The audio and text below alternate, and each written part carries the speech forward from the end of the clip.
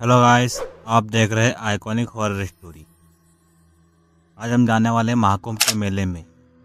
प्रयागराज एक ऐसा पवित्र स्थान जहां आस्था और अध्यात्म की सबसे बड़ी परीक्षा होती है। हर 12 साल में लगने वाला महाकुंभ का मेला, जहां लाखों श्रद्धालु पापों से मुक्ति पाने आते हैं, लेकिन इस भक्ति और श्रद्धा के पीछे एक रहस्य भी छुपा है। एक ऐसा श्राप जो सदियों से महाकुंभ के दौरान जीवित रहता है। कहते हैं कई साल पहले एक साधु को इस पावन संगम पर हर से मृत्यु के घाट उतार दिया गया था। मरते वक्त उसने श्राप दिया कि जो भी इस जगह पर आने की कोशिश करेगा वहाँ कभी लौट कर नहीं आएगा।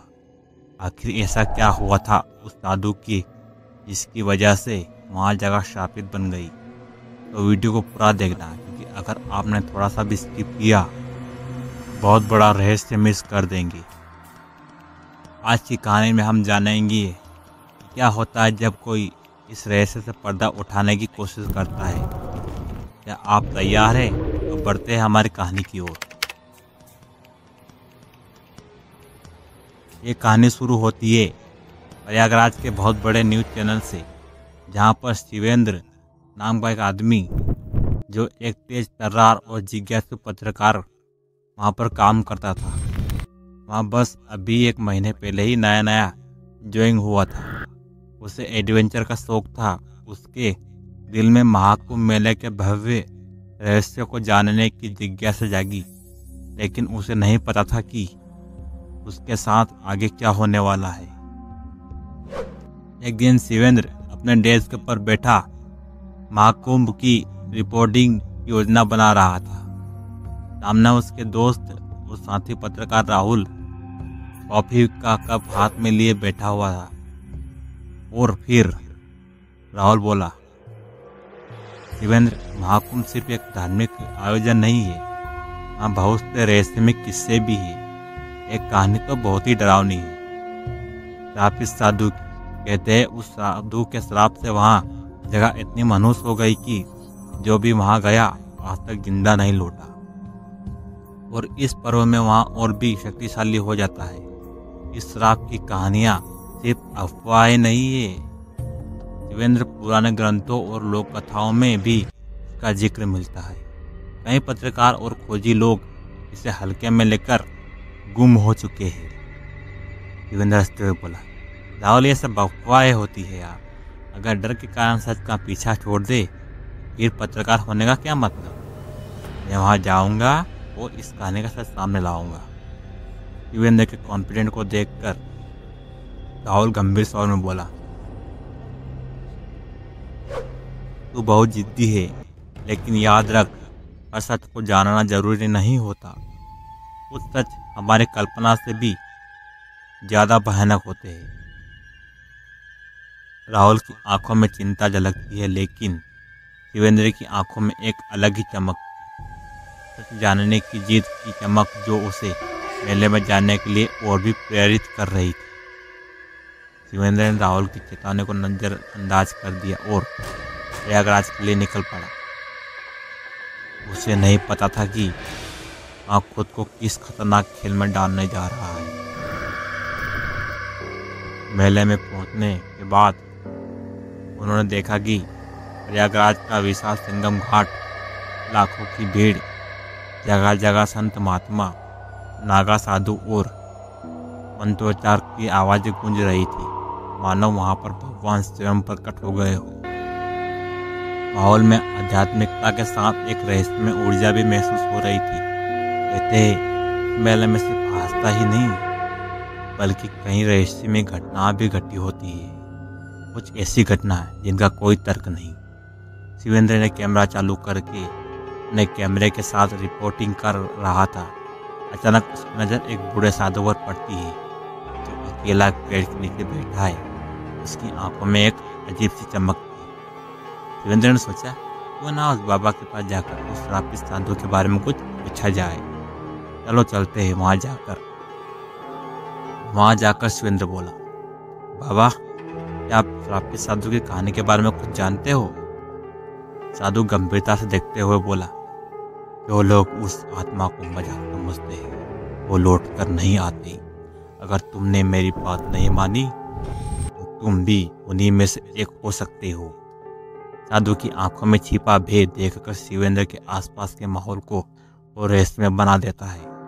साधु की बातें सुनने के बाद शिवेंद्र को हल्का सा डर तो लगा, लेकिन उसकी जिज्ञासा ज़्यादा थी। उसने तय किया कि वह रात के तीसरे पहर संगम के उस इलाके में जाएगा जहां उस आत्मा को देखे जाने का दावा किया जाता है। रात का तीसरा पहर शुरू होता है। रात के तकरीबन 3:30 बजे होंगे। इस वक्त संगम के घाट पर बिल्कुल सन्नाटा था। ठंडी हवा, दूर कहीं घंटियों की धीमी आवाज़ आ रही थी। शिवेंद्र अकेला अपने कैमरे के साथ अंधेरे में आगे बढ़ रहा था। रात का तीसरा पहर में संगम के तट पर अब कोई नहीं था, सिवाय एक जिज्ञासु पत्रकार का और उस रहस्य के जिसे वहां उजागर करना चाहता था। जैसे ही शिवेंद्र ने घाट पर पहला कदम रखा, हवा अचानक तेज हो गई। उसके पास रखे कैमरे में अजीब सी गड़बड़ होने लगी, मानो कोई अदृश्य ताकत उसे आने से रोक रही है और उससे नाराज भी है। शिवेंद्र कैमरे की लाइट ऑन करता है। पानी की सतह पर अचानक हलचल होती है और हवा तेज हो जाती है। तभी अचानक घाट के पास बनी पुरानी सीढ़ियों से किसी के चलने की धीमी आवाज आई, लेकिन चारों ओर कोई नहीं था। अचानक शिवेंद्र को लगा कि किसी ने उसके कंधे पर हल्का सा हाथ रखा। उसने मुड़कर देखा, लेकिन वहां कुछ भी नहीं था। शिवेंद्र घबराते बोला, ये क्या था? कोई है? तभी अचानक पानी की सतह पर हलचल तेज हो गई, जैसे कोई उसमें कुछ फेंक रहा हो। तभी पास के पेड़ से एक सूखी डाली अपने आप टूटकर जमीन पर गिरी और तभी शिवेंद्र को सामने धुंध में एक परछाई दिखाई दी। शिवेंद्र के सामने धुंध में एक साया बढ़ता है, एक बूढ़े साधु का, जिसकी आंखें चमक रही होती है। शिवेंद्र के और घूरते हुए सापी साधु गहरी और गूंजती आवाज में बोला है, तुमने मेरी शांति भंग की है, अब तुम्हारा अंत निश्चित है। अचानक कैमरा हाथ से छूट जाता है और सिर्फ शिवेंद्र की सांसें की तेज आवाज सुनाई देती है। अब शिवेंद्र भागने की कोशिश करता है, लेकिन एक अदृश्य ताकत उसे रोकती है। वहां चीखता है, गिरता है और अचानक उसकी चीखें गूंजती है। फिर अचानक उसकी आंखों के सामने अंधेरा छा जाता है, लेकिन उसका कैमरा ऑन रहता है। कैमरे की आखिरी फुटेज में सिर्फ पानी की लहरें और शिवेंद्र की गहराई घबराई हुई सांसें सुनाई देती है। लेकिन वीडियो के आखिरी सेकंड में एक धीमी मगर गहरी आवाज आती है, कोई नहीं बच सकता। और फिर कैमरा अचानक बंद हो जाता है। शिवेंद्र ने सच को उजागर करने की कोशिश की, लेकिन क्या हर सच उजागर करने के लिए होता है? कुछ रहस्यों से दूर रहना ही ठीक होता है। अगली सुबह संगम का शांत माहौल में तट पर पुलिस और भीड़ इकट्ठी होती है।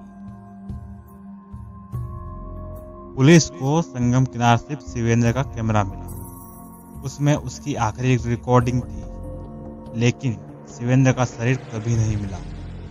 पुलिस और स्थानीय लोग शिवेंद्र को खोजने की कोशिश कर रहे थे। तभी एक साधु वहां आया और बोला, जिसे यहाँ घाट बुला लेता है वहां कभी वापस नहीं आता। घाट पर पड़े कैमरे में उसकी आखिरी चीखें और साधु की गूंजती आवाज रिकॉर्ड होती है। इसे देखने के बाद पुलिस भी हैरान हो जाती है। राहुल रोते हुए बोलता है, मैंने उसे रोका था, उसने मेरी बात नहीं सुनी, अब वहां कभी वापस नहीं आएगा। और इसी के साथ कहानी समाप्त हो जाती है। क्या महाकुंभ के इस इलाके में कोई अनजान ताकत अब भी मौजूद है? क्या आप इस आत्मा पर विश्वास करते हैं? क्या आप इस कहानी को सिर्फ एक अफवाह मानते हैं या फिर यहाँ सच में हुआ होगा? कमेंट में अपनी राय दें और वीडियो पसंद आया हो तो वीडियो को लाइक करें और हमारे चैनल आइकॉनिक हॉरर स्टोरी को सब्सक्राइब करें। अगली बार मिलते हैं एक और डरावनी कहानी के साथ।